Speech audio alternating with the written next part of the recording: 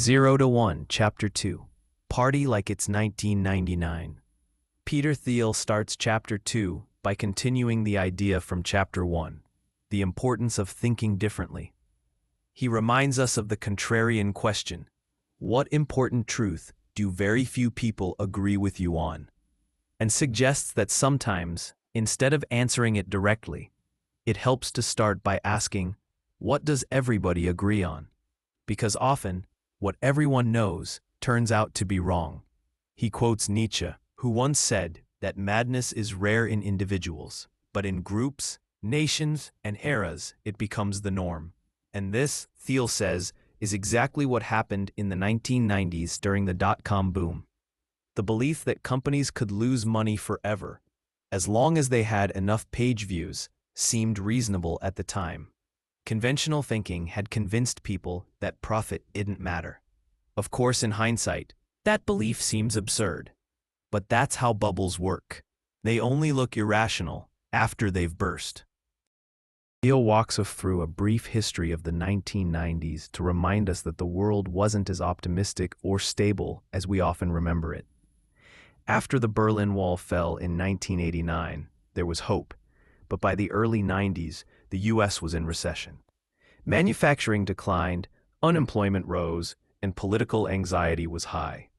Even Silicon Valley felt stagnant. Japan looked like it was winning in tech. The internet wasn't even widely accessible until late 1992. At Stanford, where Thiel was studying, economics was far more popular than computer science. But things began to change with the arrival of the Mosaic browser in 1993, which later became Netscape. This allowed regular people to access the internet for the first time.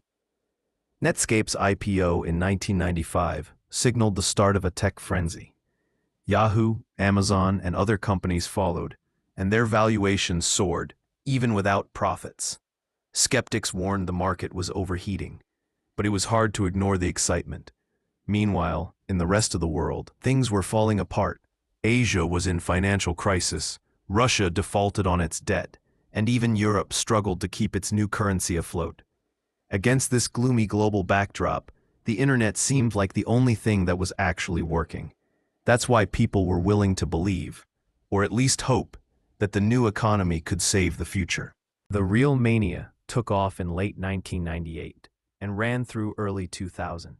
It was a gold rush in Silicon Valley. Startups raised millions overnight through extravagant parties and recruited people with zero business experience to lead huge ventures. Some people quit their jobs to start not just one, but several companies at once. In this climate, irrational behavior became normal, and anything seemed possible. Thiel shares his own experience during this period as the co-founder of PayPal. He wasn't afraid that his company wouldn't succeed. He was afraid that investors and the public would believe in anything, no matter how crazy. PayPal started with a bold idea: to create a new internet currency, something that could eventually replace the US dollar. Their first version let people send money using Palm Pilots, a niche device most people didn't even own. The product flopped, but when they pivoted to email-based payments, things started to take off. Still, growth was slow, and customer acquisition was expensive. So PayPal decided to pay users to join, $10 for signing up, and another $10 for each referral. It was unsustainable, yes, but it worked. Within months, they had hundreds of thousands of users. It was a bold and risky move, but it bought them time to raise funding before the bubble burst. In early 2000, they raised $100 million, and just weeks later, the tech market crashed. When the Nasdaq collapsed in March 2000, the narrative around technology changed overnight. What was once called bold innovation was now mocked as naive greed. Long-term thinking was replaced by short-term caution. Globalization became the new focus, and tech optimism gave way to real estate and emerging markets. The phrase, "too big of a vision," became a warning sign. Instead of thinking about the future, investors wanted quick results. Thiel explains that 4 key lessons emerged after the crash, and these have become startup dogma ever since. Focus on small, incremental improvements. Stay lean and flexible. Avoid trying to create new markets and instead build on existing ones.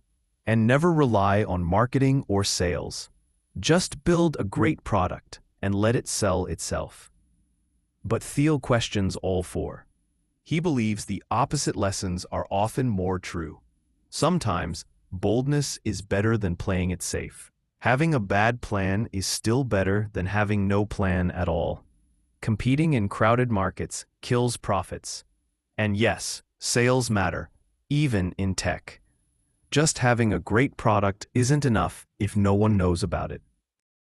In the end, Thiel admits that the late 90s were full of hype, but he also sees that time as a moment of clarity. People truly believed they could build the future. And while many failed, that belief, that we must create new technology to make the future better, was not wrong. In fact, it may still be the key. To build truly great companies today, we must question not just our assumptions, but also the reactions to past mistakes. Following the crowd isn't thinking, but rejecting the crowd for the sake of it isn't thinking either. The most contrarian thing of all, Thiel says, is to think for yourself.